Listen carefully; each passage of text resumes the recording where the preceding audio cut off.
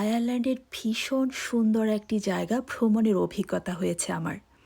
তাই ভাবলাম আমার অভিজ্ঞতাটি আপনাদের সাথেও আজকে শেয়ার করে ফেলি।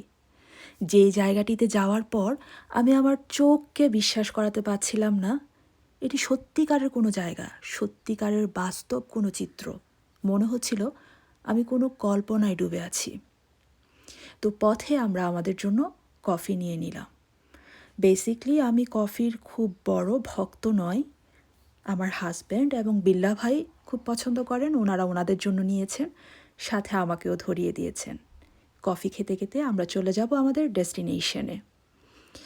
আর লাকিলি আমরা যে জায়গায় যাচ্ছি সেটি হচ্ছে আমাদের কর্কে লোকেট করে।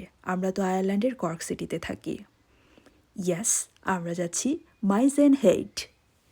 এটি আয়ারল্যান্ডের সাউথ ইস্ট পার্টে লোকেট করে, যেখানে বলতে গেলে বর্ডার, এরপরে আর ল্যান্ড নেই, চারপাশে আটলান্টিক ওশান। এত সুন্দর জায়গা, আমি আমার ভাষা হারিয়ে ফেলেছি। এখানে আসার পর আমি আর কী বলবো, শুধু দেখছি আর দেখছি। এই জায়গাটি হচ্ছে আয়ারল্যান্ডের extreme points of island, extreme point, যেটা মেজর ট্যুরিস্ট অ্যাট্রাকশন। এক পাশে হচ্ছে নীল স্বচ্ছ পানি, আরেক পাশে হচ্ছে পাহাড়ের বুকে রং বেরঙের ফুল। সব কিছু মিলে কী যে সুন্দর, কী যে সুন্দর। আসলে ভিডিওতে দেখিয়ে বোঝানো যাবে না। মহান রব্বুল আলামিন আমাদেরকে যে দুটো চোখ দিয়েছেন, চোখ দিয়ে আমরা যতটুকু সৌন্দর্য উপভোগ করতে পারি, ক্যামেরায় তা তুলে আনা কোনোভাবেই সম্ভব না।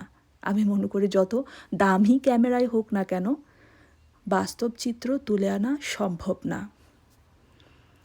আর দিনটি ছিল খুবই রৌদ্র ঝলমলে। সমুদ্রের নীল পানিতে যখন সূর্যের আলো পড়ছিল, কি সুন্দর চিকচিক করছে।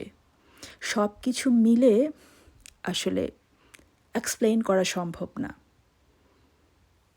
সূর্যের আলো, নীল পানি, পাহাড়, আমার মনে হচ্ছে শুধু আমি দেখি আর দেখি আর দেখি, আমার মন ভরছে না। আল্লাহ রাব্বুল আলামিনের কাছে অনেক শুকরিয়া জানাই, উনি আমার ভাগ্যে রেখেছেন এত সুন্দর একটি জায়গা ভ্রমণ করার। আলহামদুলিল্লাহ। আপনার কাছে মনে হবে যখন আপনি ওই জায়গাটাতে যাবেন, তখন মনে হবে এত সুন্দর জায়গা, কিন্তু না, আরও সামনে যখন যাবেন তখন মনে হবে আরও সুন্দর। যত সামনের দিকে এক্সপ্লোর করতে থাকবেন, ততই সুন্দর থেকে সুন্দরতর হচ্ছে এমন মনে হবে। যত সামনে যাচ্ছি তত আরও বেশি সুন্দর। এখানে কোনো ড্রোন ইউজ করা যায় না।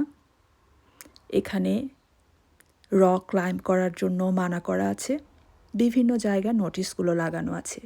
ওই যে দূরে দেখা যাচ্ছে মাইজেন হেইড, আমরা সেখানে যাব। আমরা এখনও মেইন জায়গায় যাইনি, আমরা এখনও এন্ট্রেন্সে এক্সপ্লোর করছি।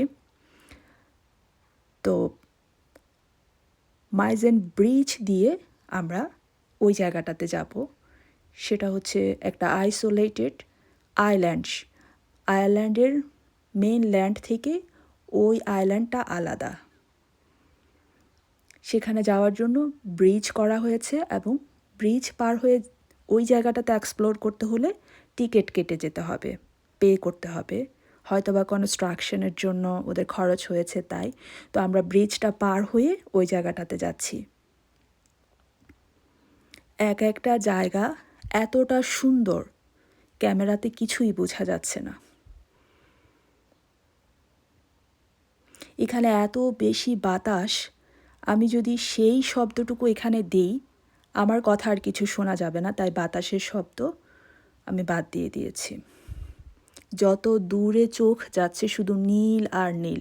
আমি এখন মাইজেন হেইডের উপর থেকে দৃশ্যটা ধারণ করার চেষ্টা করছি। ক্যামেরাতে সুন্দর নীল রঙটা আসছে না, কিন্তু দেখতে চোখ জুড়িয়ে যাচ্ছে। এই চূড়াটা চারপাশে হচ্ছে আটলান্টিক ওশান, পানি আর পানি। যাদের হাইট ফোবিয়া আছে তাদের জন্য অনেকটা সমস্যা হবে এখানে গেলে, কারণ সাইডে যদিও সেফটির জন্য অনেক বেশি স্ট্রং প্রোটেকশন দেয়া আছে, তারপরও ভয় করে কিছুটা। কিন্তু আমি ভয় থেকেও আমার দৃশ্যগুলো দেখতে এত ভালো লাগছিল, এত সুন্দর। আমার মনে হচ্ছিল মহান রব্বুল আলামিনের সৃষ্টি এত সুন্দর।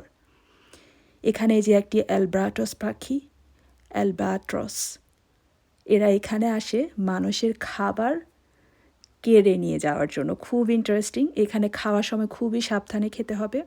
আমরা লাঞ্চ করলাম, পেট ভরে খেলাম আর প্রাকৃতিক দৃশ্য উপভোগ করলাম। খুবই সুন্দর কিছু মেমোরি আমাদের জীবনের ডায়েরিতে বন্দি করে রাখলাম। আলহামদুলিল্লাহ। আমার মনে হয় এই মেমোরি আমার আমৃত্যু থাকবে।